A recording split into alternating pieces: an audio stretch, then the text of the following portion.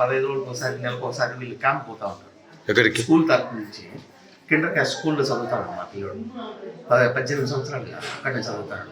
కాకపోతే వీళ్ళు 15 రోజులకు క్యాంప్ పోతూ ఉంటారు సెయింట్ జాన్స్కి. పొద్దున్నే 6 గంటలకు 7 గంటలకు పిలుచుకోపోతారు.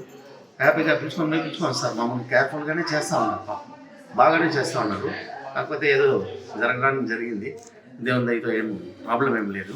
కాకపోతే వస్తానంటే ఒక రిటర్న్ టైంలో పాలమాకుల దగ్గర నిలిపినాడంట. వెనక నుంచి లారీ వచ్చి గుద్ది కొంచెంగా ఇదైంది. ఎంతమంది పిల్లలు? ఒక 7-8 మంది పిల్లలు, 10 మంది పిల్లలు వరకు ఉన్నారు. దాంట్లో 5-6 మందికి కొంచెం ఇదైంది. మిగతా అందరూ బాగానే ఉన్నారు. పైలట్ పనిచేస్తున్నాను నేను. ఇక్కడ పొనమాకనపల్లి దగ్గర ఆర్టీ యాక్సిడెంట్ జరిగిందని మాకు డిస్పాచ్ ఇంకా కాల్ వచ్చింది. మేము వెళ్ళేసరికి కిండర్ కేర్ స్కూల్ బస్సు వెనకాల లారీ ట్యాంకర్ కొట్టింది.